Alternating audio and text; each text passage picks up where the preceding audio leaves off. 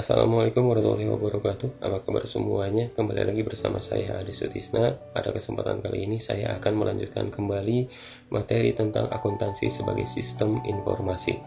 Tujuan dari pembelajaran kita kali ini adalah bahwa kalian ke depan diharapkan dapat mendeskripsikan akuntansi sebagai sistem informasi. Namun sebelum penjelasan lebih lanjut, silahkan kalian subscribe terlebih dahulu untuk channel Abah Sutis, karena insya Allah di channel tersebut kita akan banyak belajar tentang ilmu ekonomi dan akuntansi. Pada kesempatan kali ini materi yang akan dibahas yaitu berkenaan dengan konsep dasar akuntansi. Jadi sebelum kalian berbicara tentang ilmu akuntansi itu seperti apa, ada beberapa konsep dasar yang harus kalian pahami terlebih dahulu. Apa saja? Yang pertama, tentang konsep kesatuan usaha, bahwa akuntansi itu ya seperti yang kita ketahui, intinya adalah menyediakan informasi keuangan suatu perusahaan. Nah, di sini perusahaan itu harus dianggap sebagai satu kesatuan usaha yang berdiri sendiri atau independen. Artinya ya dia berdiri sendiri, tidak tercampur dengan keuangan, katakanlah uang pemilik, katakanlah uang milik karyawan, katakanlah uang milik para direksi. Yang jelas kalau berbicara tentang akuntansi, perusahaan tersebut ketika kita menghitung keuangan perusahaan tersebut ya ini katakanlah hanya menghitung uang perusahaan, bukan menghitung uang pemilik, bukan menghitung uang para direksi, tetapi yang dihitung adalah uang perusahaan, sehingga harus dipisahkan antara uang perusahaan dengan uang pemilik, karyawan maupun direksi, seperti itu. 2. Konsep kesinambungan. Nah, dalam hal ini harus dipahami juga, dalam melakukan kegiatan usahanya, perusahaan tersebut selalu berupaya menjalankan bisnisnya secara terus-menerus atau berkesinambungan. Artinya keberadaan perusahaan ini bukan untuk 1 tahun itu saja, bukan untuk 1 periode itu saja, melainkan untuk beberapa periode sampai periode yang tidak terbatas.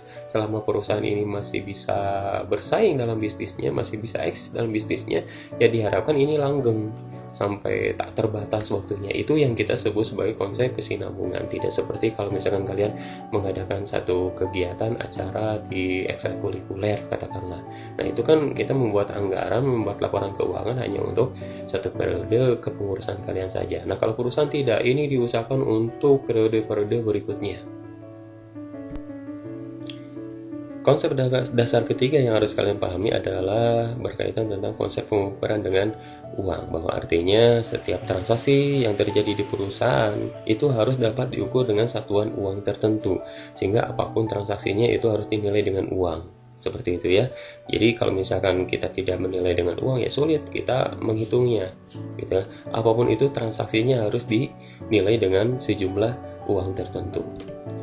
Yang keempat, itu berbicara tentang konsep harga perolehan. Nah, konsep harga perolehan itu ini berkaitan tentang setiap transaksi pembelian satu barang itu harus dicatat sebesar harga perolehannya. Jadi, setiap transaksi pembelian barang, baik itu mesin, baik itu kendaraan dan lain sebagainya, semuanya itu harus dicatat sebesar harga perolehannya. Apa yang dimaksud dengan harga perolehan? Harga perolehan itu adalah uang yang dikeluarkan untuk memperoleh satu barang atau jasa hingga dia siap pakai. Jadi uang yang kita keluarkan untuk membeli satu barang sampai dia siap untuk dipakai itu disebut dengan harga perolehan. Contohnya bagaimana? Contoh, misalkan kita membeli mesin, harga mesin itu adalah 2 juta. Nah, untuk memasang mesin itu di tempat kita ada biaya pemasangannya adalah 500.000 katakanlah. Terus untuk mengangkut dari penjual ke perusahaan kita itu ada biaya angkutnya atau ongkirnya yaitu sebesar 150 katakanlah.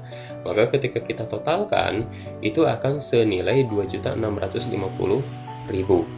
Nah, 2.650.000 inilah yang kita sebut sebagai harga perolehan. Pokoknya sampai mesin tersebut bisa digunakan, maka itu semua biaya yang muncul sebelum itu ditotalkan, dijumlahkan menjadi sejumlah harga perolehan. Nanti kedepannya ternyata ketika kita gunakan ada biaya perawatan. Nah, biaya perawatan ini tidak dimasukkan kepada harga perolehan. Kenapa? Karena kan sudah digunakan, sudah dipakai. Pokoknya sebelum dipakai biaya yang keluar itu menjadi harga perolehan. Demikian.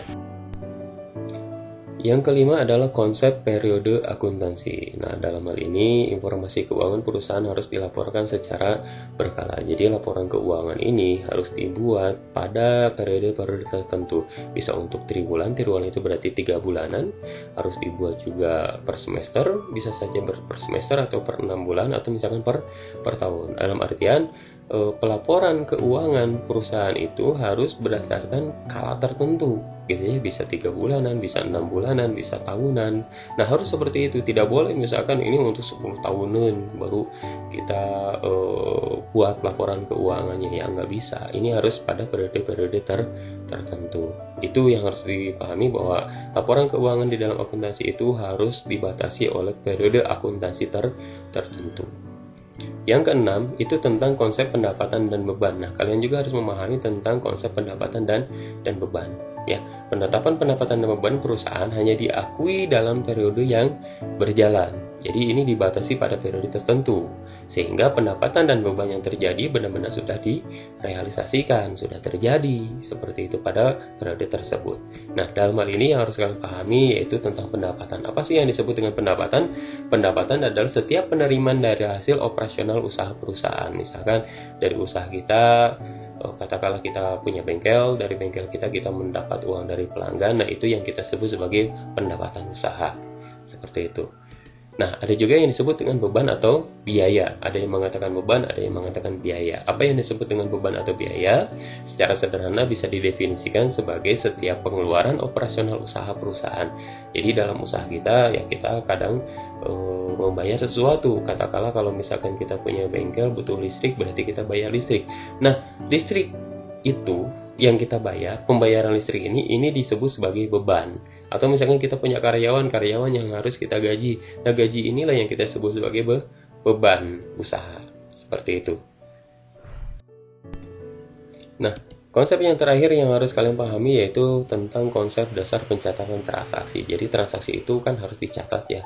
Ada hal yang harus kalian pahami tentang pencatatan transaksi.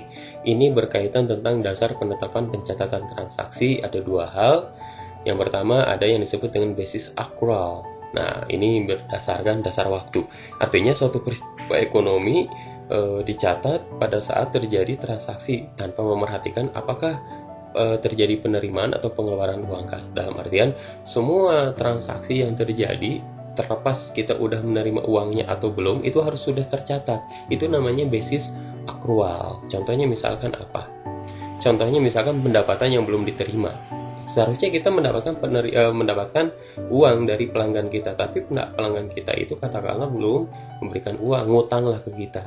Nah, kalau misalkan seperti itu, sebenarnya peristiwa sudah terjadi, tapi uangnya belum diterima. Tapi menurut basis akrual, hal tersebut, transaksi tersebut harus dicatat dengan katakanlah nama akunnya, nanti kita berbicara akun, nama akunnya adalah piutang tak tertagih.